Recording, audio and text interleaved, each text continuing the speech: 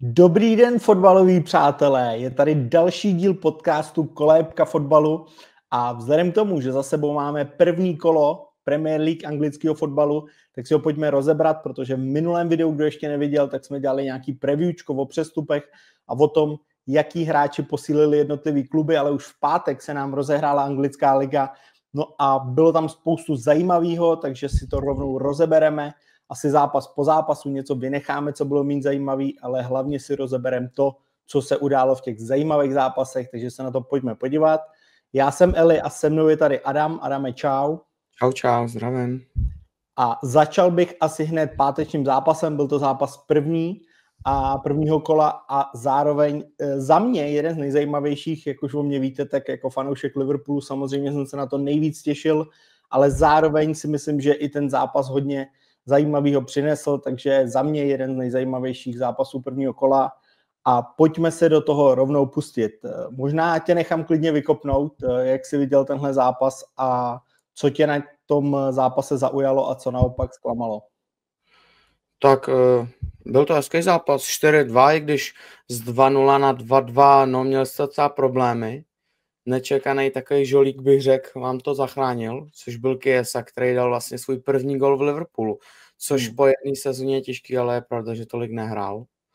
Ale jinak to byl jako zajímavý zápas, úřadující šampion nezklamal a došel si pro vítězství.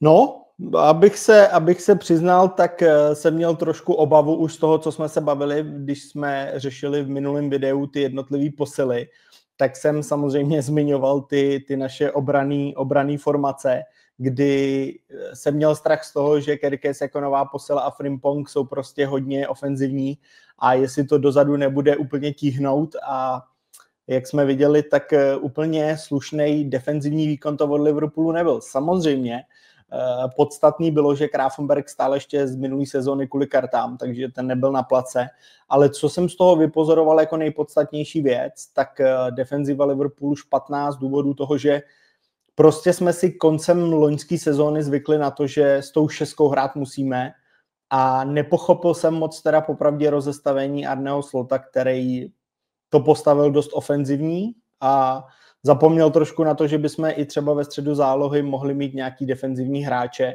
a nevím, jak jsi to, Adame, viděl ty, ale za mě postavit prostě do středu zálohy hráče, který jsou typologicky víc nahoru a víc ofenzivní. Přišlo mi, že si některý hráči docela i překáželi. Můžeme pak konkrétně rozebrat jednotlivý výkony, protože za mě třeba od Virce to bylo hodně málo.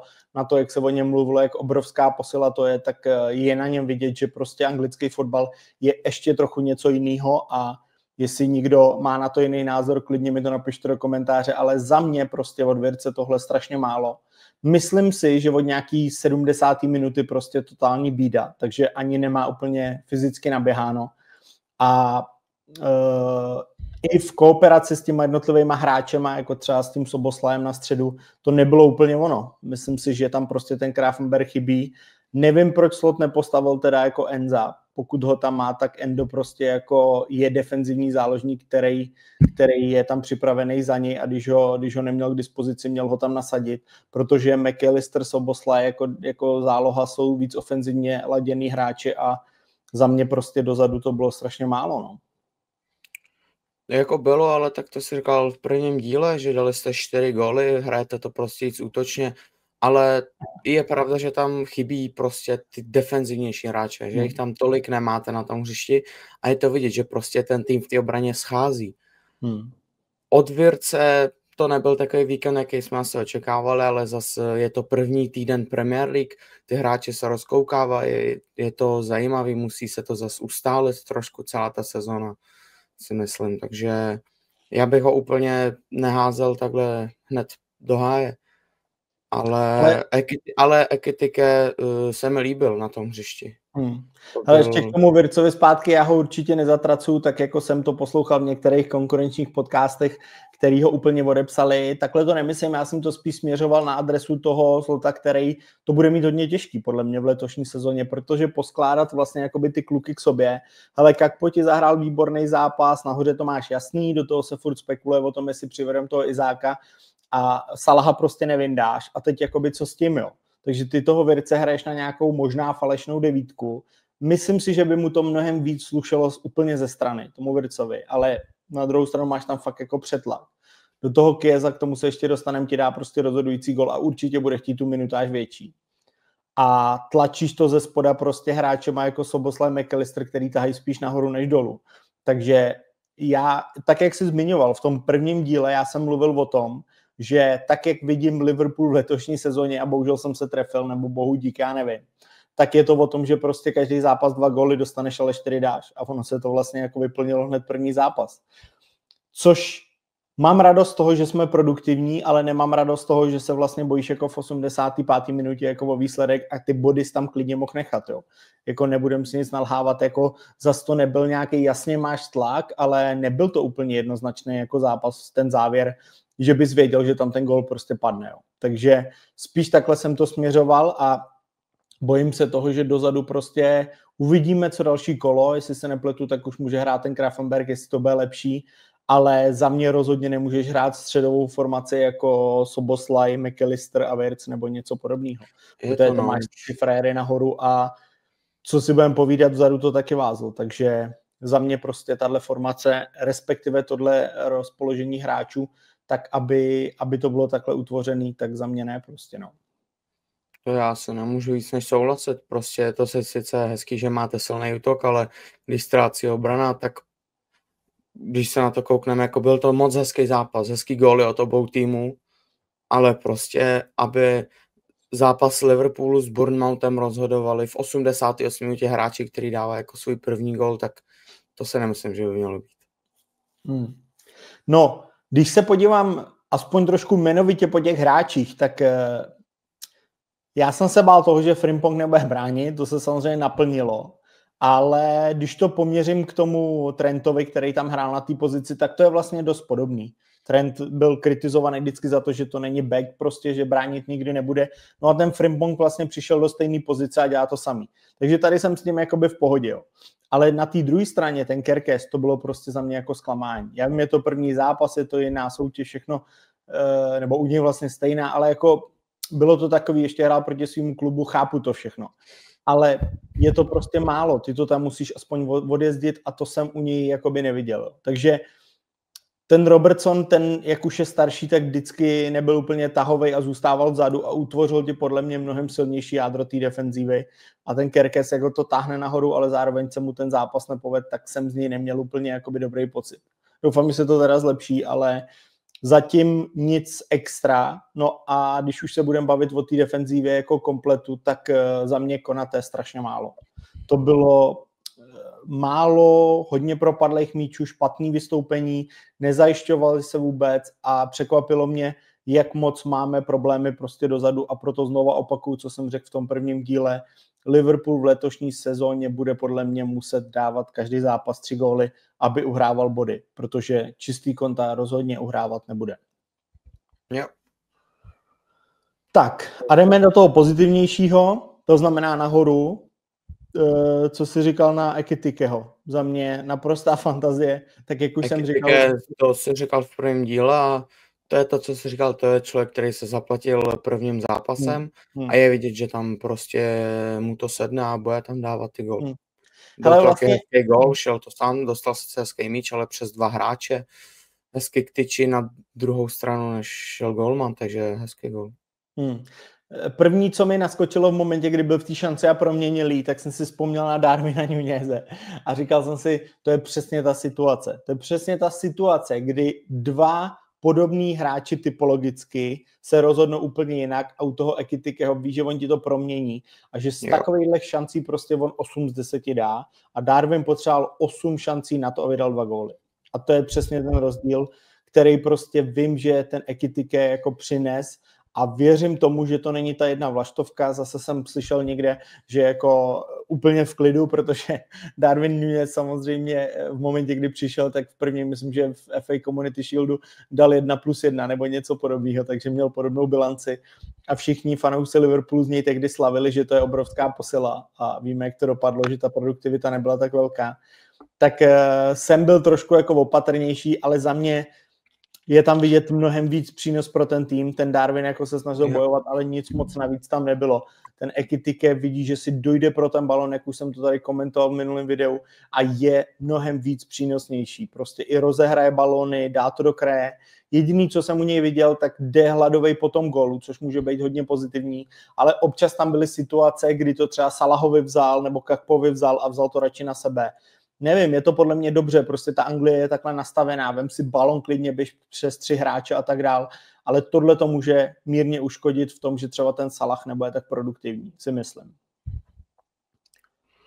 Asi jo, ale tak to uvidíme, jak to bude hrát. Salah i tak dal góla ke konci zápasu, takže jestli si ten útok sedne, tak to bude silný, ale co se stane s obranou, uvidíme, no.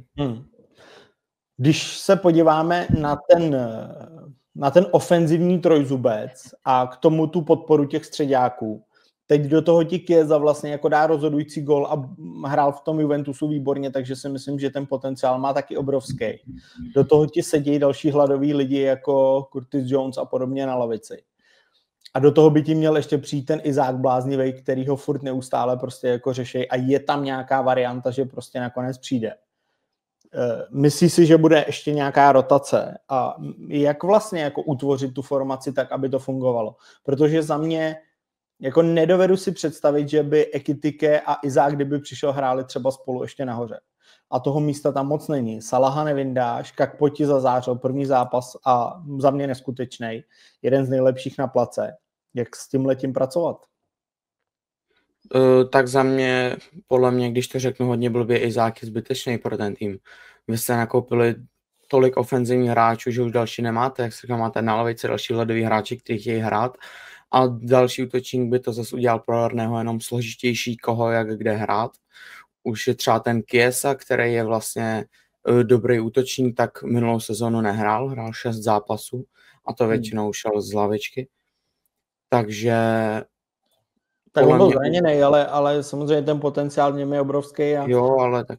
A máš tam jiný hráči, který vlastně jako by skoro nehráli, že jo? Takže já nevím, no, jako samozřejmě na jednu stranu se můžeme bavit o tom, že Izák je zbytečný, na stranu druhou, nevím, Ekitike se ti za 3 zápasy zraní a zase budeš řešit tu 9, budeš to nějak přeskládávat a zase nebudeš mít na koho hrát, jo? Budeš mít ofenzivní ty kraje, strašně silný, Salah se ti rozehraje, ale já nevím, no, jako prostě bavme se o tom, že to je Liverpool, že prostě ty posty musíš mít zdvojený. Ano, můžeme se bavit o tom, že máš na postu zdvojenou 9, kde prostě ti přichází Fred, který je jeden z nejlepších na světě, v současné době asi jo, je třeba top 10 útočníků, se můžeme bavit.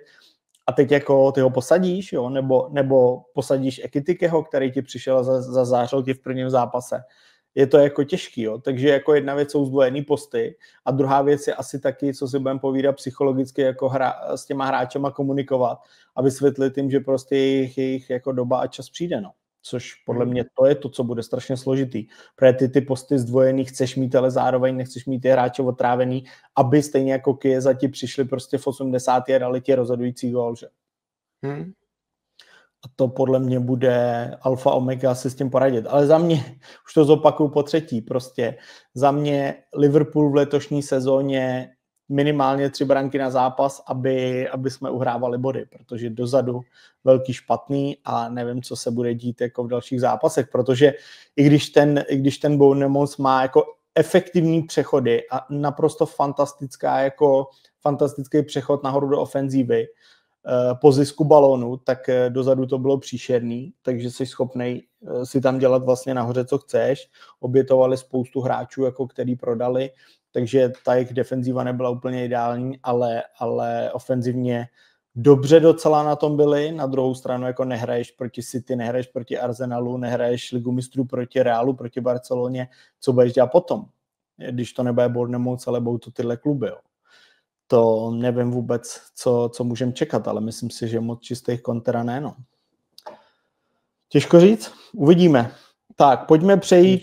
Šel bych na další den, na další zápasy. První zápas na Aston Villa Newcastle, hele, koukal jsem na to 20 minut a vůbec mi ten fotbal nebavil. Tohle byl za mě zápas o ničem, tam nejzajímavější byla červená karta a konci, která podle mě zařídila Newcastle remízu. ale jinak zápas podle mě o ničem, nic zajímavého. Po půl hodině jsem ten zápas fakt vypnul. To je přesně to, o čem jsem mluvil.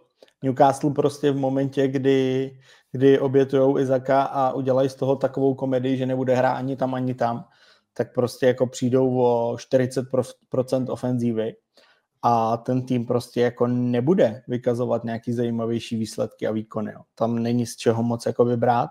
A nemyslím si, že Aston Villa by byla nějaká jako kvalitní, co se týče jako rozvoje hry a ofenzívy, přechodu a tak dále. Takže za mě tohle, jako jestli nezvládneš takovýhle zápas trošku líp herně alespoň, co jsem tak koukal, tak to fakt bylo příšerný, tak si myslím, že to bude velký problém v letošní sezóně.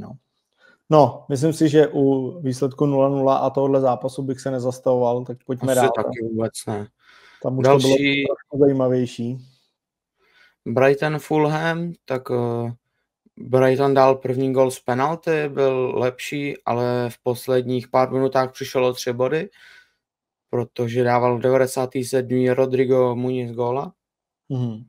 A to jsem neviděl celý tenhle zápas, viděl jsem chvíli, ale za mě to bylo jako zajímavý, hezký zápas, 1-1, tak remízy jsou zajímavý, zamíchá nám to trošku se sezónou, bude to zajímavější a myslím si, že Fulham je rád za remízu. No, já jsem vlastně jako koukal na sestřih a myslím si, že Brighton, i když vlastně mě vůbec nenapadlo o něm nějak mluvit v tom prvním díle, tak si myslím, že i přesto, že tady hraješ jako 1-1 s Fulhamem, že to nebude úplně špatný tým. Mají docela mladý kluky a nevím, asi si myslím, že bych je jako rád chtěl sledovat a myslím si, že můžou budovat docela zajímavý kádr, takže jsem na to trošku zvědavý. Ten O'Reilly vypadá velice dobře, dal gól sice z penalty, ale uvidíme, jak to bude dál. No. Pojďme na za mě docela velký překvapení a pro mě asi jedno z největších, protože nově příchozí a postupivší Sunderland do nejvyšší soutěže z minulé sezóny totálně přejel West Ham a když říkám, že totálně přejel 3-0, tak to myslím se vším všudy, protože nevím, jak jsi to viděl ty, ale za mě od West Hamu úplná nula. Jako Graham Potter, nevím, co tam vymýšlel, ani to rozestavení mě moc nebavilo. A myslím si, že hráči West Hamu by měli pochopit, že Premier League se takhle nehraje a trenér by to měl postavit líp, jinak, jestli je to vůbec možný, protože ten kádr zas tak úplně jako nedoplnili a neobměnili. A ty kluci, nevím, no, jako marná sláva něco tam vymýšlet z toho rozestavení, co tam je, jako když ti prostě Phil Crook nakonec hraje jakoby jasnou devítku, frajer, který za mě má už jako po kariéře nic extra, jako taky byl úplně katastrofální, na druhé straně Bowen, na kterýho všichni spoléhají, ale ten to sám neutáhne. A co teda řeknu, možná trošku nepopulární názor, klidně nám napište do komentáře, co si myslíte vy o Součkovi, ale za mě prostě ten frajer má být na hřišti, protože jsem taky, to je... jako nevím, neviděl jsem dozadu na defenzívě nic moc a prostě vedle Ward-Prowse se mi líbí mnohem víc. Rodriguez příšernej i střídal, za mě prostě málo, takže nevím, dejte nám vědět, co si myslíte o West Hamu. A jo, ale... No, povídej. Tak zase Sunderland po dlouhé době měl dost silný přestupy, období podle mě jedno z nejsilnějších, nevíš, co od něho čekat, mně by ani nepřišla špatná prohra West Hamu, to by mi nepřišlo blbý, ale 3-0 s tím, co předvedl na hřišti, jako to je špatný. Hele, já vím, já neřeším jako pro pána boha jako prohru, jo? To se může stát, stane se to ještě xkrát za sezónu, ale ten výkon, teď je to něco příšerného. To prostě nemělo s fotbalem nic společného. Nemá to žádnou jako zajímavou linku, nějakou tvorbu hry odzadu, nic prostě. Totálně příšerný. Nevím, za mě prostě West Ham bude se velmi trápit v letošní sezóně a nevidím tam vůbec nic pozitivního, ale říkám, to je jenom můj názor, napište nám do komentáře, co si o West Hamu myslíte vy a podle mě ten Souček prostě jim tam tvořil hodně podstatnou část, protože to je taková ta neoblíbená pozice, kdy prostě ty čistíš tu hru, běháš všude možně, on má ten fyzický fond neskutečný a prostě ty to nevidíš v těch klasických statistikách prostě, ale vidíš to enormně v tom celkovém pojetí hry toho týmu. A to bude obrovský důležitý a pokud to nebude stavět, tak prostě ten West Ham nemá na čem jiným to stavět, protože odešel ti Kudus, nemáš tam žádný kvalitní hráče, přivedeš Wan-Bissaku, který se trápí prostě v Unitedu, za mě to není frajer, který by měl na top klub, dobrý, jde prostě hrát do West Hamu, za mě nic, jako přived si Diouffa, vypadal jako dobře v těch individuálních věcech, ale taky má tam jasnou gólovku prostě na penalty, kterou má uklidit, dobrý, vykopává mu to frajer jako z brankový čáry, ale za mě málo, za mě tam není nic navíc, prostě, čím by se jako překvapil, takže West Ham obrovský zklamání. To souhlasím. 3-0, no, co k tomu víc dodat, asi pojďme dál, protože... Tam je dalších 3-0, tentokrát tak, jak jsme asi čekali. Tottenham 3-0 Burnley, od Tottenhamu hezký výkon. Kudus dal krásně Richarlisonovi, jakkoliv mu to dal, Richarlison dal docela hezký nůžky. Ten první gol byl taky těžký, z takový otočky, jako dával při World Cupu. Takže to byl dost hezký zápas od Tottenhamu, na to se hezky koukalo a je vidět, že Tottenham chce jít vysoko, podle mě, v téhle sezóně. No, když si vzpomeneš na první video, tak jsem tady říkal 2 věci. První věc, že se bojím o Tottenham, jak to pojme, a druhá věc, daleko podstatnější, že Burnley je pro mě tým, který se bude trápit na dně tabulky.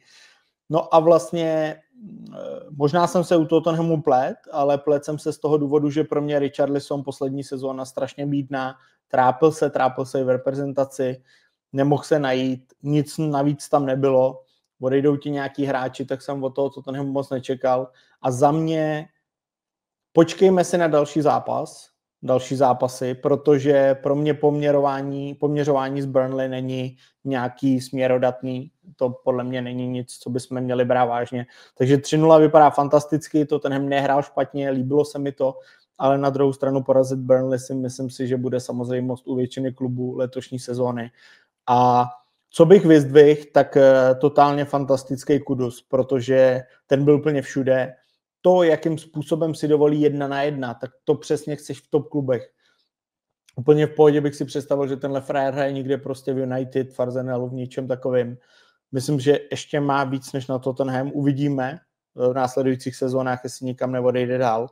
A naprosto fantastický. A Richarlison, který se trápil jak Darwin Núñez poslední sezonu, tak ti prostě jako uklidí 2 takovýhle nesmyslný balóny. A to jako loňská sezóna z 15 zápasů 4 góly, utrápené 1 asistence, nic ani moc nehrával, chodil z lavice a teďka první zápas a Fred uklidí 2 takovýhle věci. O ty druhý ani nemluvím, ty nůžky nebo polonužky, to bylo fakt, to jsme koukali. A dovedu si představit, že ten Fred, když dá 2 takovýhle góly, že ho teďka jako 10 kol nechytíš, že bude fantastický, všechno ti uklidí, takže měním názor na Tottenham, říkám, sice to bylo Burnley, ale minimálně souhra Kudus Richarlison si myslím, že bude velmi ofenzivní. Ale jo, tak já jsem to nemyslel, takže si jdou hned pro titul. Říkal jsem, že se mi líbí jejich fotbal, jak si to dokáže Tottenham hrát, jak Kudus najde Richarlisona a Richarlison v tomhle zápase ukázal, že umí uklidit i složitý míče.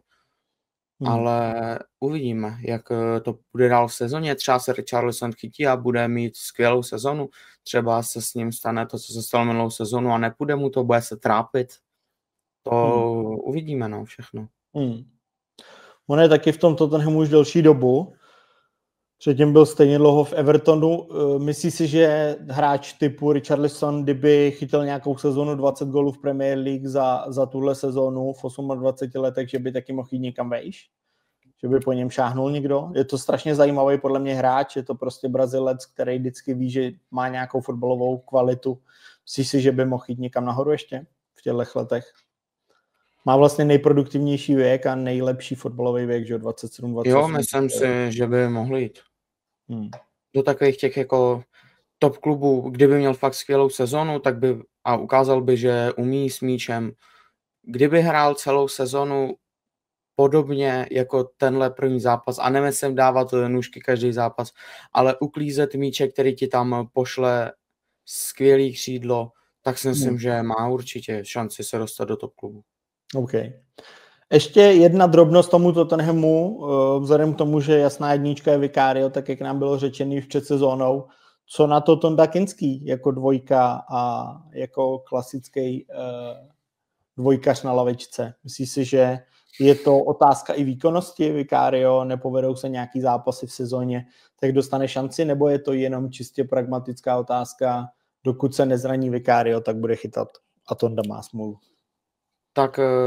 Tak ho podle mě na začátku brali, Vicario byl zraněný, chtělo zkusit, neměli co ztratit, kdyby to vyšlo, tak se můžou střídat oba dva golmani. Vicario, podle mě je tam daná jednička. A ať už bude mít horší výkony, tak by musel mít fakt příšerný výkony, aby tam pustili Tondu. Ale jinak si myslím, že Vicario je tam jako jednička, Kinský kupovali čistě z důvodu zranění, co měl Vicario. Takže nevidíš to moc optimisticky pro Tondu? Myslím si, že Tottenham koupil Kinskýho jenom z toho důvodu, aby měli tu silnou dvojku, kdyby se něco stalo s jedničkou. Ale ne určitě, aby tam střídali, měnili ty golmany, když už je na to Vicario tam zvyklý. Já jsem to trošku bral z začátku, když ty fanoušci z něj byli nadšený, že umí těma nohama a tak dál, tak jsem to bral docela pozitivně, že by mohl mít šanci, že nepřichází jako záskok zraněnýho, ale spíš jako někdo, kdo prostě může o tu jedničku bojovat. Možná to tak i dokonce bylo, ale pak se mu pár těch zápasů asi 2-3 nepovedly. Viděl jsem to tak, že prostě se o to může porvat a asi se o to i teda v té přípravě možná rval, ale teď už to vypadá jednoznačně, že je jasná dvojka, že bude čekat na tu svoji šanci, jestli vůbec přijde. No. Pojďme dál. Wolverhampton, Manchester City 0-4. Jak jsi viděl tenhle zápas? Líbil se mi Reinders, což je nový hráč, který hrál skvěle, podle celkově i Čerky dal góla, Haaland 2 góly. Byl to prostě gólový zápas, sice s ne tak těžkým soupeřem, asi jako Tottenham a Burnley, ale prostě líbí se mi ten útok toho tý Chelsea. Jo, když si řekneme... City, myslíš? Jo, pardon. City, Haaland prostě ukázal to, na co jsme zvyklí, prostě umí uklidit míč a pod ním Bernardo Silva, který skvělej, má pod sebou skvělý hráče, někdy jde ten Čerky na hřiště, který je takový trošku podle mě jiný než Haaland hratelně, ale líbilo se mi ten zápas od City. Já se tady City musím omluvit, protože jsem je hodně podceňoval a překvapili mě. Na druhou stranu zase bavme se o tom, jestli Wolverhampton je to měřítko, na kterém se ukáže, jestli to City je zpátky, jestli to bude silný a ofenzivní. Co za mě naprostý game changer v té hře a vůbec jsem to nečekal, je Reinders, který přišel z AC Milan, jestli se nepletu. A ten teda naprosto rozdílový, to, co předváděl, dokonce i gól dal, ale ten servis, který je schopný připravit, tak když jsme se tady v minulém videu bavili o tom, že i ty sám si zmiňoval, že Kevin De Bruyne není nahraditelný a určitě ne v takovéhle kvalitě, tak já úplně se vší pokorou k ostatním klubům můžu říct, že za mě minimálně v tom prvním zápase toho De Bruyneho úplně jednoznačně nahradil. Protože ať už herně a pozičně, jak on se pohybuje po tom hřišti a je tam, kde být má, tak ty gólové přihrávky, nebo respektive to, co je ta předfinálka, kdy on tam před tím prvním gólem přehazuje do křídla prostě balon lobem přes hráče, kdy ty nabíháš vlastně na bránu a fotbal jsme hráli oba, tak víme, jak je to složitý, tak když za přímýho běhu na bránu jako přehazuješ frajera, aby to nikdo jiný dal pod sebe na toho Haalanda do prázdné brány, naprosto geniální. Takže to fotbalové myšlení, který jsem u něj viděl, naprosto skvělý, byl jsem z toho nadšenej, viděl jsem ten zápas celý a celý zápas mě bavilo ho sledovat. Takže za mě určitě náhrada za Kevina, uvidíme, co další zápas. Tady je problém, aby to nedopadlo třeba, jak může dopadnout Richarlison, že je to furt přece jenom první zápas, může u toho De Bruyne viděl, že on ti ty výkony bude podávat většinu zápasů. U toho Reinderse to ještě nevíme. Rozumím. Na druhou stranu, když to připodobnil k tomu Richarlisonovi, tak Richarlison je jasný hroťák, který buď ti ty gólovky uklidí nebo ne. A je to tam hodně o tom rozpoložení psychickým. Proto jsem říkal, že když se chytneš takovýmhle zápasem, tak je velká pravděpodobnost, že vstoupíš do té sezóny pozitivně. Ale u toho Reinderse to je jiný typologický hráč a hlavně jiná pozice. A já nemluvím o tom, jestli bude připravovat ty góly, ale to, jak působí na tom hřišti. A to je to, co na mě zapůsobilo. Ne jestli připraví 2 gólovky, jestli bude mít asistence, nebo jestli bude dávat ty góly, ale mně jde o to, jak ten frér na mě působil na tom hřišti. A ten byl, já jsem o AC Milan vůbec nesledoval a byl jsem strašně mile překvapený, jak on se chová na tom hřišti. Že ví, kde má být, má strašně velkou herní fotbalovou inteligenci a ví, kde si ten balón najít, kde mu vypadne a jak ho rozehrát do těch stran, aby z toho něco silného bylo. Jo? A nedovedu si představit, to podle mě není o tom, jestli jakoby si chytil sezónu nebo ne. To je prostě o tom, že ty si zapad do té koncepce toho Guardioli, přesně víš, co máš dělat a nevím, co by se muselo stát, aby ten Fred nebyl pozitivní pro hru toho Manchesteru City. Znova opakuju, neříkám, že bude dávat gól, neříkám, že bude mít asistence, ale minimálně bude naprosto pozitivně středobodem toho týmu. A to prostě je tam vidět už jenom jako z typologie toho hráče. Nemluvě o tom, že se ti uzdraví Rodri, který to ještě má na díl, ale v momentě, kdy ti přijde do toho týmu Rodri a budou hrát tyhle 2 frajeři vedle sebe, respektive po boku, jeden druhýmu, tak pokud si nebudou překážet, tak to bude hodně silný.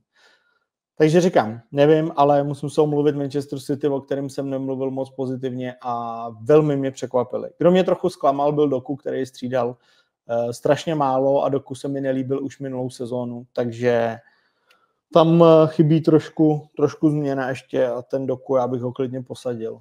Ale uvidíme, co bude v dalším zápase. No a Haaland, naprostá klasika a zase to je to, co miluju těch klasických devítek. Frajer dostane první šanci, jasně uklízí do prázdní, dostane druhou šanci z náběhu.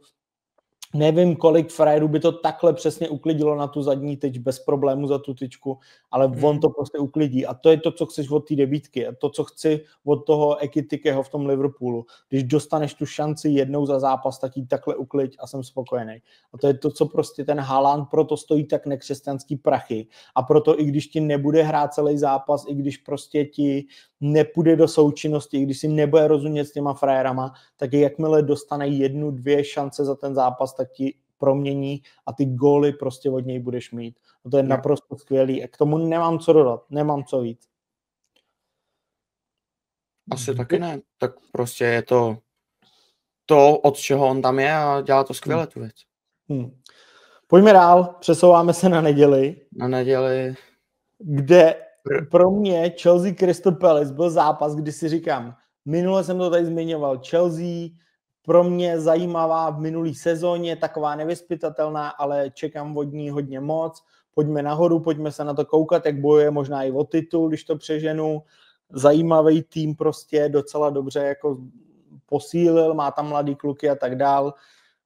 Crystal Palace za mě býval lidský ofenzivní tým, mohla by to být přestřelka, dobrý fotbal. No tak absolutně nic za mě a naprosto příšerný, trochu tlaku od Chelsea a tím to končí výsledek 0-0.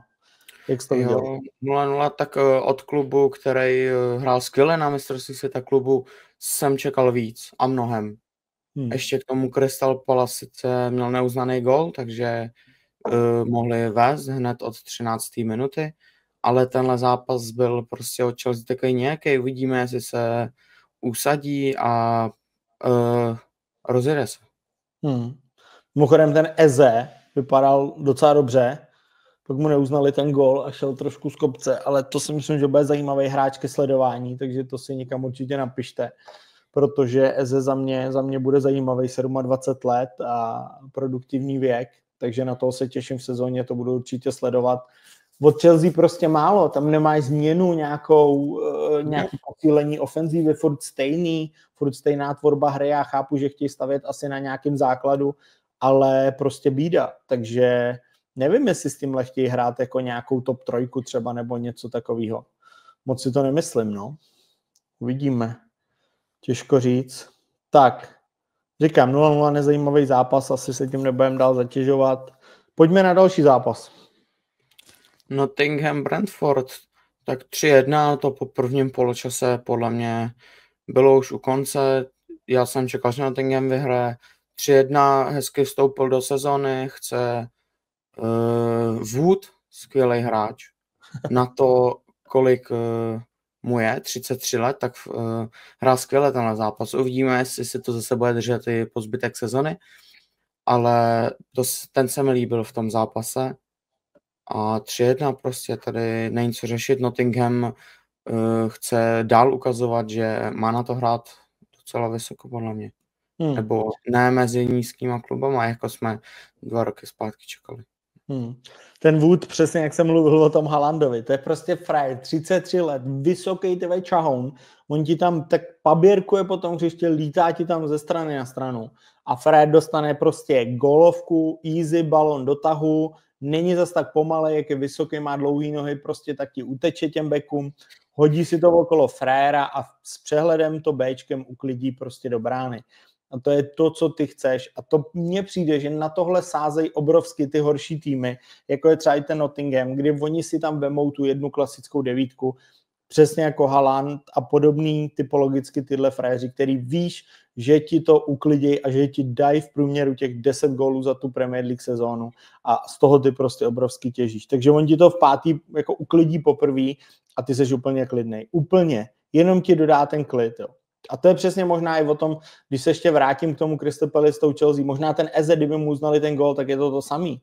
Oni by možná rozebrali tu Chelsea, protože na mě to tak působilo. Tak Nottingham s přehledem výkon, Brentford trošku se o něj bojím, no, nebylo tam nic moc extra, jako, takže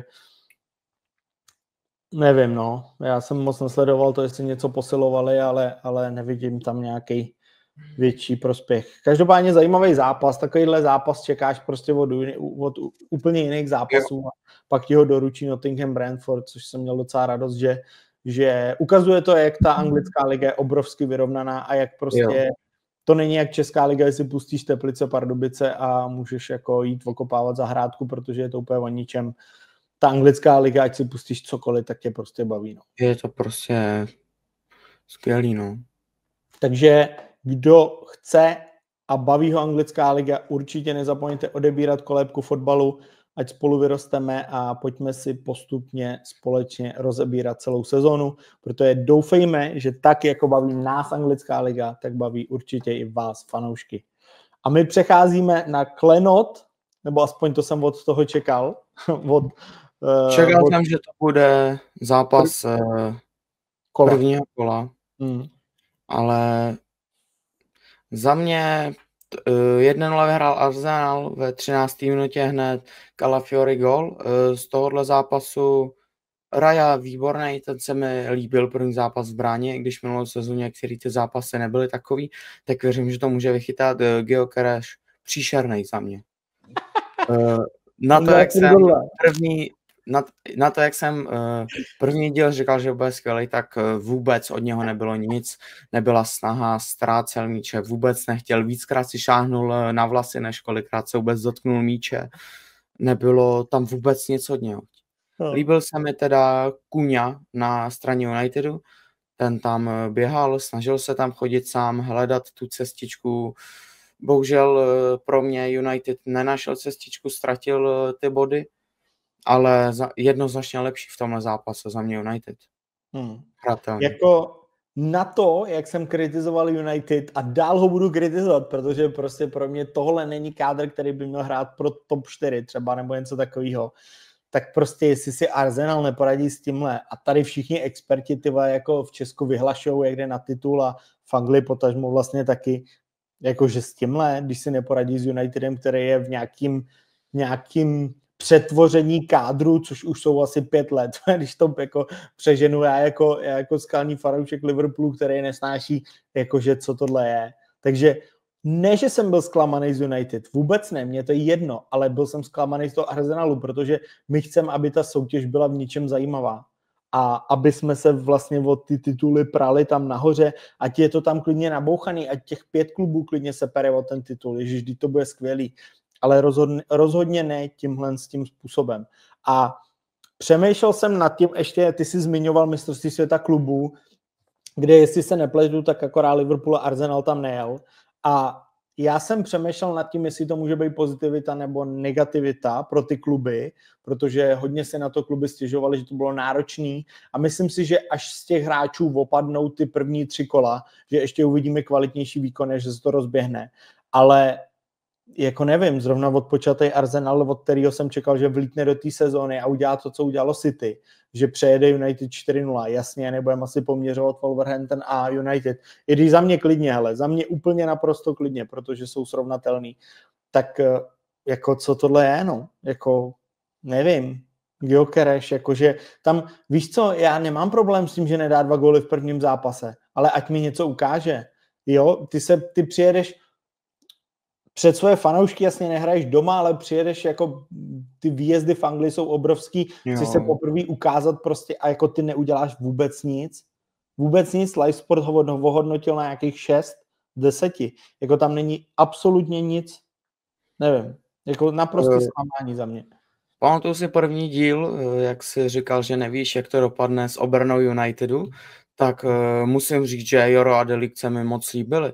Joro vyhrál všechny vzdušní souboje, 91% úspěšnosti přihrávek, De Ligt taky vyhrál 6 z 10 vzdušných soubojů a přijde mi, že těm dvou to tam sedne. No. Šo, nevím, byl trošku níž pod něma, ale zase to beru, takže to není úplně tam ten hráč od toho, aby zastavoval mít za míčem. O to je tam podle mě De Ligt.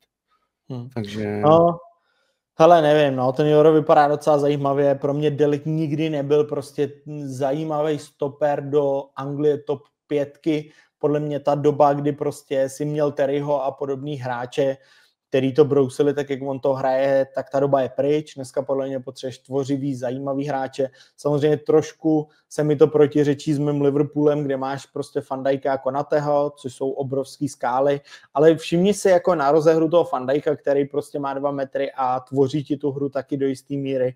Pro mě De Ligt je taková kobylka, obrovský stehna, prostě nemotornej, těžký obraty, jasně uskáčeš nějakou hlavu, ale proto jsem o tom mluvil, že pro mě prostě pro United jsem vždycky měl zafixovaný, že tam byli fotbaloví, pracovití kluci, kteří prostě rozvíjeli tu hru odzadu a pak tam dáš De Lichta a Shawa, který, já nevím, no, pro mě už ty fotbalisty znám a nic.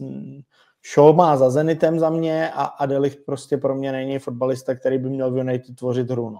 Asi tak. Tak já si myslím, že odzadu to je udělané tak, aby Joro tvořil hru. A je pravda, že tu obranu nemáme tolik tvořivo, ale zase máme na středu Bruna, který je hodně, Casemiro, což je taky spíš techničtější hráč, bych řekl. Už mi přijde, že už ten Casemiro taky upadá, že už by to chtělo obměnit někým jako mladším, víc takovým hladovým, který víc chce, ale uvidíme, jak to budou hrát. No, Šeško nehrál. Jo. Uvidíme, třeba místo Mounta tam bude dělat víc, Mount hodnocení 6-5, jako měl doteky ve vápně, ale... Příšerný. Pamatuješ si, co jsem říkal v prvním díle o Casemirovi, že frajer už měl přezrálo, když odcházel z Realu Madrid. Jo, a hraje ještě dlouho. Od té doby udělal 4 sezóny v Unitedu. Nepřidal nic navíc, United se trápí a co je nejhorší pro United? Ne, že ten Casemiro už je starý a už nemá co přidat tomu týmu, ale že ten Fernandes vedle něj to odsrává prostě. Protože kdyby vedle sebe měl frajera, který odebírá balony, je mladý, je šlachovitý, je běhavý jako Grafenberg nebo kdokoliv jiný, tak mu ty balony sebere, vytvoří mu prostor, předá mu to a ten Fernandes by se choval prostě jako ty špílmachři, jako Kevin De Bruyne. To je frajer, který je jeden z top 5 nejlepších tvořivých frajerů na světě. Ale když nemáš servis a on si ty balony musí vybojovávat mezi stoperama a ještě chceš ty chceš překonat první přechodovou fázi od stoperů a překonáváš ji přes De Lichta, který není schopný, jako se vší úctou k němu není schopný rozehrát balon. Jako není. Pro mě není. Pro mě to není tvořivý stoper, který by rozehrával balon. A když od něj chceš, aby ti dal balon přes první ofenzivní linii soupeře, tak aby ty si přebíral ten balon prostě v, řekněme, 2/3 hřiště, když útočíš, to tam není vůbec. Takže on si proto musí chodit na půlku, musí čekat tomu, kde vypadne, musí si ten balon vybojovat a pak se nemůžeme divit, že v 70. je tam úplně hotovej a nemá už tomu týmu co přidat. V momentě, kdyby naopak si měl tohle hráče v 70. minutě využít a měla by se ukázat ta kvalita na balónu, kdy ty stopeři ušlapou vodu toho druhého týmu a on by měl být ten rozdílový, který ti vymyslí ty průnikový předfinálky, aby je ty frajeři uklízeli. A druhá věc, když už teda jsem se také rozohnil, tak druhá věc je, jako koho hledáš nahoře. Jako Mounta, naprosto příšernej, dobrý, nějaký doteky ve vápně, ale co z toho bylo? Vlastně jakoby nic, nemáš tam moc náběhů, já ani nevím, co od toho Mounta mám čekat.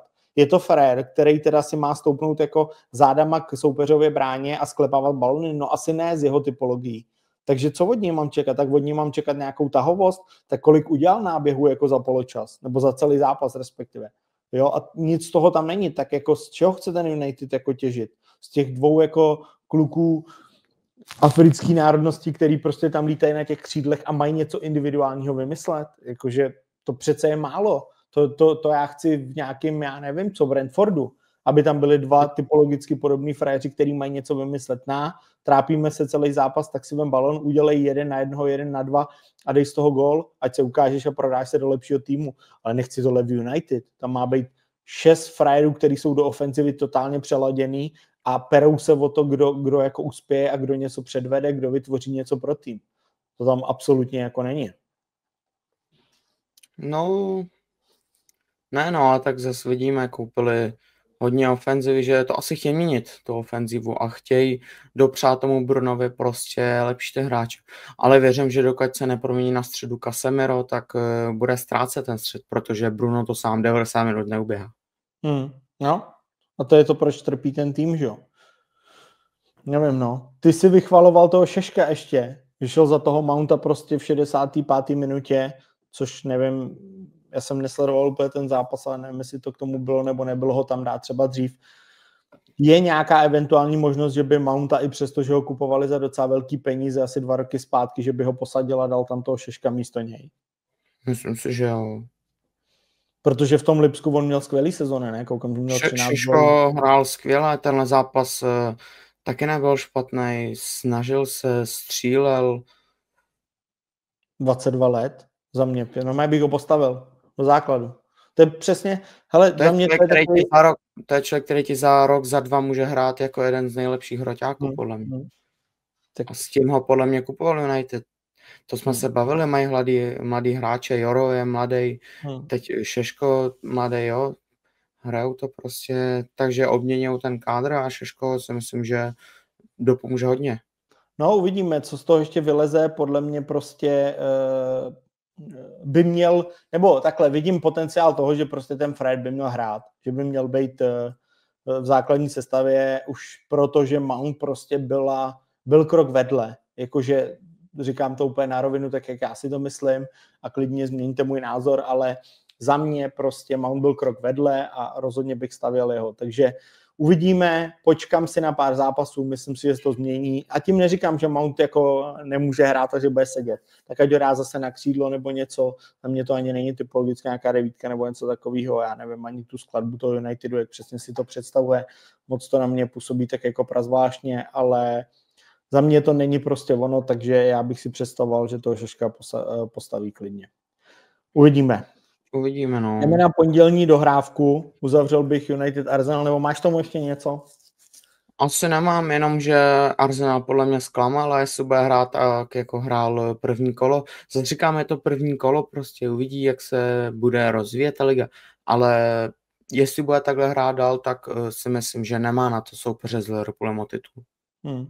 Jenom pro tvoji představu ještě, abych se k tomu vyjádřil dopředu, tak bavme se o tom sice, že teda jako Arsenal, že to je první kolo, na druhou stranu koukám se, Arsenal los, jo, tak za chvíli k tomu půjdeme, příští týden má Leeds teďka, 23. který vyhrál 1-0 s Evertonem, myslím si, že je docela s přehledem, potom má 31. hned Liverpool, třetí kolo, sice teda jako, jo, dokonce na Anfieldu, jo, takže a potom má Nottingham, který vypadal naprosto suverénně, jako ten má teda doma. Co tím chci říct, ono na jednu stranu se můžeme bavit o tom, že to je první kolo, na druhou stranu jako v čem se chceš rozehrávat. Jako nedostaneš na první 3 kola Wolverhampton, Burnley a nevím koho ještě. Takže, a nebo naopak přepne a ty těžký zápasy budou to, co ho jako rozjede a třeba se budeme divit za 2 týdny proti Liverpoolu a bude to kolo to Gyökeres 2 góly a já budu tady mlčet a budu se omlouvat, ale zatím to na mě tak nepůsobí a není moc jako na co čekat, protože všichni víme, že ta anglická liga, tam ti utečou 2-3 zápasy a najednou seš jako 9. Jo. Takže jo, tak uvidíme, jak se rozehrajou, třeba už další zápas vyhrajou a pak to pojede bomby, ale z tohohle zápasu mi to nepřijde, tak jakože... Jo. Pojďme dokopnout celý to kolo teda tím pondělním zápasem Leeds-Everton. Leeds dominoval podle mě zápas, výhra zasloužená podle mě 1-0. Sice z penalty, ale i tak došli si pro ní, takže za mě dobrý výsledek. Já mám tady podezření, tak trošku si zažertuju, já mám tady podezření, že fanoušci Evertonu se dohodli s hráčema, pojďme se na to první kolo vykašlat, protože nás absolutně nezajímá, ať si to Leeds klidně urve a my si to ponechme na otevření stadionu novýho a užijeme si to až druhý kolo, takže nevím, ale trošku to na mě tak působilo, protože Everton teďka další kolo má s Brightonem doma, kdy budou, jestli se nepletu, odevírat stadion a teda to, jakým způsobem si to odkontroloval Leeds ten zápas, tak na mě působilo až jako velmi příjemně, že jsem to ani jako nečekal, že by Leeds byl schopnej to tak moc kontrolovat ten zápas. Pro mě Leeds byl tým, který to může být nahoru dolů, vedeš 1-0, prohráváš 2-1 nebo něco takového a vůbec. Naprosto kontrolovaný výsledek a i statistika a všechno ostatní hovoří pro ně. Dokonce furt se tlačili do ofenzivy, přestože vedli, takže za mě taky trošku bych to možná nazval překvapením kola. Jo, tak líbil jsem ten zápas, byli dominantní Leeds, takže uvidíme. Uvidíme, jak to bude. Leeds má další kolo Arsenal, takže jak jsem už zmiňoval, takže aby to hned nebylo z velkého nadšení do velkého smutku, na druhou stranu znova zopakuju, Arsenal toho za stolik nepředved, tak třeba bude něco nového. No, uzavřeme asi první kolo, tak pojďme to v rychlosti shrnout, nějaký překvapení, ještě jednou si říct, co teda na nás nejvíc zapůsobilo, co pro nás je největší zklamání a jak jsme to viděli. Dám ti slovo prvnímu. Tak největší zklamání za mě, asi znova řeknu fakt Gyökeres. Ten neudělal fakt vůbec nic na tom hřišti s míčem, podle mě. Líbily se mi Rangers, jak jsem říkal, už hrál skvěle. Kuňa se snažil za United, hrál taky podle mě skvěle, chtěl. Bohužel to gólově nedopadlo. Ale asi tak, překvapil mě prohra West Hamu 3-0, to prostě nemůžeš. Kdybys měl vybrat jednoho hráče, kterýmu bys dal pomyslný trůn jako hráče kola, kdo by to byl za tebe? Za mě líbil se mi ten Kudus. Vypadal velice dobře. Vypadal skvěle, krásný 2 míče, Richarlison to uklidil. Takže asi Kudus. OK. Za mě to, co jsem zmiňoval, zklamání velký West Ham, ale tam jsem to i očekával, takže to pro mě není nějaký velký překvapení. Od Arsenalu jsem čekal totální vlet do sezóny a vůbec se to nenaplnilo, takže zklamání, kdo mě mile překvapil a fakt mile Manchester City a ten Raiders vypadal velice dobře. A já si trošku rejpnu do svých vlastních řad, protože i přesto, že Liverpool to vypadá výsledkově, že to naprosto zvládnul, tak herně se mi to vůbec nelíbilo, nebo ne vůbec, ale mám výhrady hodně k defenzivě. Na druhou stranu, aby jsme nesnižovali kvalitu jednoho hráče, tak za mě možná, bude to znít asi zvláštně, ale hraješ proti Liverpoolu, takže musíš předvést něco navíc a super kvalitní výkon za mě Semenyo. 2 góly proti Liverpoolu na Anfieldu, tvořil tu hru, chtěl neustále hrát, i když prohrávali a byl naprosto fantastický. Ty góly, když se podíváš na ty akce, naprosto individuální akce, nikdo mu nic nepřipravuje, nikdo mu s ničím nepomáhá, frajer si to na půli veme a rozhodne se, že něco vytvoří pro ten tým. Dá 2 góly a udělá to dramatický, Bůh ví, jak by to dopadlo, kdyby to ten Chiesa netrefil, takže za mě vůbec bych se nebál ocenit takovýhleho frajera a naprosto příjemný překvapení. Na Anfieldu si tohle dovolit. Přesně jsme se o tom bavili, tyhle typologický hráči afrického typu prostě se nebojí hrát trošku víc nahoru a mile mě překvapil. Takže tolik asi k uzavření prvního kola. Možná by bylo zajímavé podívat se, co nás čeká dál. Určitě. Takže začínáme zase klasicky pátkem. Pátek to bude zajímavý zápas.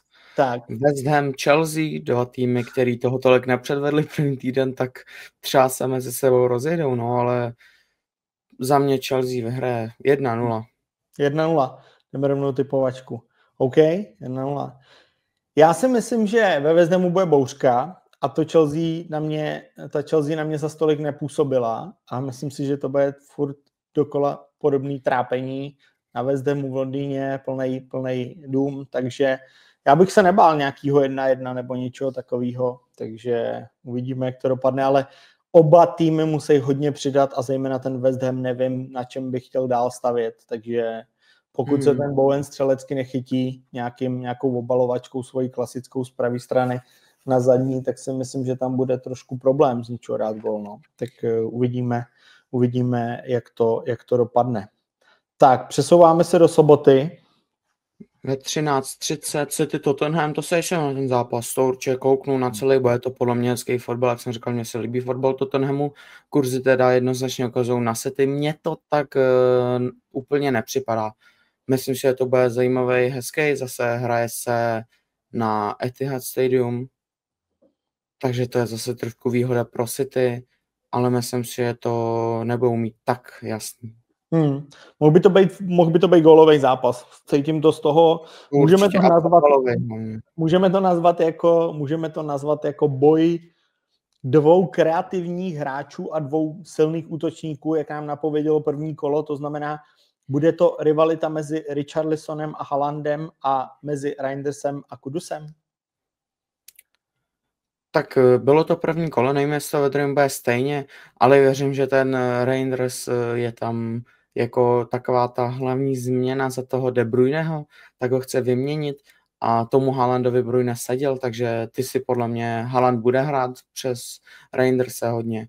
A Richarlison Kudus si taky myslím, že si sedli, budou si tam dávat hezky ty míče a myslím si, že jo. Co jsme ještě zapomněli zmínit, musím říct, že i přesto, že jsem zmiňoval, že Burnley není žádná zajímavá prověrka a dopředu toho moc nepředvedli, tak velice dobře vypadala defenzíva Tottenhamu, která působila sehraně, dokonce i Vicario, kterýho tolik nemusím, tak na mě zapůsobil. Poro výbornej. Uvidíme, možná to bude první zajímavá prověrka právě pro Tottenham dozadu, až se rozběhne ten Haaland a něco začnou vyvádět, ale mohl by to být docela dobrý zápas, takže se na to určitě těšíme. Za mě, kdybych si měl tipnout, tak 3-1 pro City asi. OK. Za mě asi 2-1, 2-0. OK. Takže vidíme to oba favorizovaně na City. Jo. Tak, pojďme dál. Bournemouth, Wolverhampton. Oba chytli na těžkého soupeře. Chytli, ale Bournemouth ukázal 2-2 s Liverpoolem. Za mě vyhraje Bournemouth. Hrajou doma s Wolves, který dostali 4-0, Bournemouth 2-4. Za mě Bournemouth vyhraje. OK. Vypadal velice dobře, takže asi proč ne. No, asi bych to viděl dost podobně. Myslím si, že to možná klidněji bude gólový zápas. Asi výhra Bournemouthu. Brentford Aston Villa, aby těch nezajímavých zápasů z prvního kola nebylo málo, tak přidáváme další. Aston Villa úplně nulová, Brentford nic moc. Tak co tohle? Tady si nedokážu moc tipnout, tak hraje se na Brentfordu, takže to je další nepříjemná věc pro Aston Villa. Oba týmy takový, tohle za mě nezajímavý zápas, na který se asi úplně nekouknu. Mám to stejně. Pojďme dál, to ani nemá cenu tipovat. Burnley, Sunderland. Tak projeví se Sunderland jako fantastický vstup do sezóny a naváže na to a přejede Burnley třeba podobným výsledkem 3-0?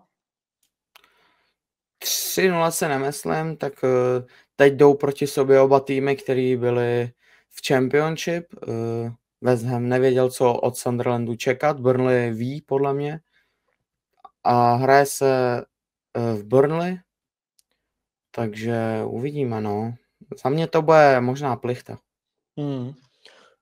Když jsem viděl ten Sunderland, tak já si myslím, že to jednoznačně zvládne a abych podtrhl svoji terminologii, že Burnley se bude letos trápit velmi a půjde asi úplně jednoduše, tak jak šlo nahoru zase dolů. Myslím si, že Sunderland vyhraje 0-2. Tak, Arsenal Leeds a tvůj oblíbený Gyökeres, tak co teda, pojďme to rozseknout. Konečně si přestane hrabat do vlasů, přestane být barber a kadeřník v jednom a začne něco předvádět na tom hřišti. Ale tak ať se hrabe, pokud mi do toho bude dávat góly, tak mě to nevadí klidně. Myslím si, Arsenal, i přesto, že Leeds hrál dominantně první zápas s Evertonem, tak Arsenal se musí zpamatovat a tenhle zápas vyhraje. Hrajou doma, takže tady nemají jediný důvod ten zápas nevyhrát s Leeds. Asi jo. Si jaký myslím, že to zvládnou, takže tady asi nebude žádný překvapení. I přesto, bude spíš o tom, jak budou hrát jednotliví hráči, jde o toho Gyökeres, jak bude hrát. Tohle je spíš o tom ten zápas, o těch jednotlivých hráčích, než o tom týmovém výsledku. OK, beru to od tebe. Tak, přecházíme do nedělního programu. Crystal Palace Nottingham. Nevím, asi to není zase nějaká velká atraktivita. Mně se ten Crystal Palace vlastně jakoby líbil, těšil jsem se na něj z přípravy, ale potom, co ten Ezen mu neuznali ten gol, tak mi přišlo, že tam nic moc nahoru nebylo a očekával bych od nich takovou mnohem větší individualitu. Mají tam takový zajímavý kluky, který se nebojí hrát jeden na jednoho a chtěl bych od nich mnohem víc, než to, co jsem viděl doposavať v tom prvním kole. Nevím, no to radši ve 3 je i druhý zápas, tak to se radši kouknu na něj. Crystal Palace Nottingham. Zas podle mě, nevím, no to je těžký u tady toho zápasu říct něco podle mě. Crystal Palace remizovali s Chelsea, Nottingham vyhrál 3-1 s Brentfordem. Hraje se na Crystal Palace. Uvidíme, no. OK.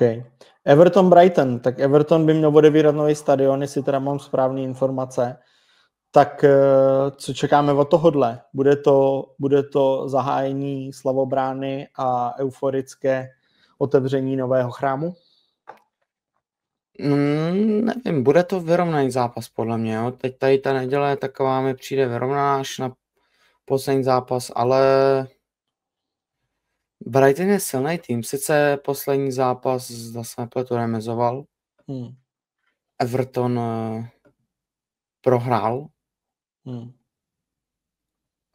Ale uvidíme. Tak věřím, že Evertonu, jestli teda hrá na novém stadionu, tak podle mě bude full house. Budou se všichni podívat a ta fanoušku podle mě pomůže. No, uvidíme. Já si myslím, že Brighton vyhraje tady v tom zápase teda. Já si myslím, že to dopadne jinak, než se asi očekává. Tak a Fulham Manchester United je závěr nedělního programu. Tady já k tomu asi nebudu nic moc dodávat, protože za mě, podle mě se United bude trápit i s Fulhamem, ale ty jsi viděl ten United pozitivnějc, tak dej na to svůj názor. Hraje se sice v Londýně, ale tak United ukázal, že sice Arsenal se taky trápil, ale že je s tým jako Arsenal prostě 0-1. Fulham by se měl podle mě pohlídat i přesto, že hrajou v Londýně. OK, a jdeme na pondělí. Pondělní dohrávka Newcastle-Liverpool. Tohle mě hrozně baví v tom kontextu, že ten Izák prostě není dořešený. Co si myslíme o tomhle zápasu? Dokonce to vypadá podle kurzu, že Liverpool vůbec není nějak ve větší míře favorizovaný. To jsou tolik ne, což mě překvapilo. Sice se hraje v Newcastle, ale ten remizoval s Aston Villou. Liverpool, který 4-2 vyhrál první zápas, bude prostě tahat. Ty kurzy mě překvapily, jsem čekal, že to bude teda víc naklonění Liverpoolu, i přesto se hraje v Newcastle. No tak bavme se o tom, že ten Liverpool měl na mále, že 4-2 je jenom výsledek, nic ze hry to nenapovídá. Samozřejmě, kdo neviděl ten zápas a podívá se na výsledek, tak řekne, Liverpool si to pohlídal, bylo to zajímavý zápas, ale taková realita samozřejmě vůbec nebyla. A ten Liverpool fakt měl problémy dozadu. A ta souhra nahoru taky nebyla, Bůh ví jaká, utáhli to individuality, který tam ale prostě jsou a jich tam tolik, že proč ne. No, jakoby překvapil mě taky ten kurz, na druhou stranu, říkám, jakoby taky, když teda jsem hodně kritický byl třeba k tomu Arsenalu, tak ten Liverpool prostě nebyl přesvědčivý v tom prvním zápase a asi si to bude ještě dlouze sedat. Ten Wirtz není rozehraný, nemá ani kondičně naběháno, takže já si myslím, že tohle všechno je promítnutý do toho kurzu a že to nebude vůbec jednoznačný zápas.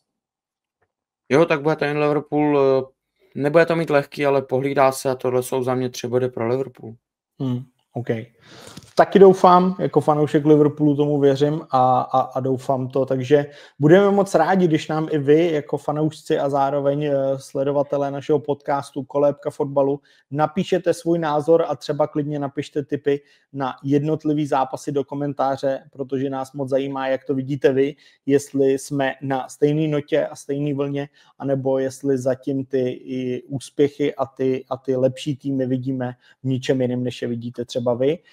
A napište nám určitě do komentáře, kdo pro vás byl takovej ten player of the week a kdo vás nejvíc zaujal a kdo vás nejvíc potěšil a jestli to třeba bylo z vašeho oblíbeného klubu anebo třeba z klubu protivníka.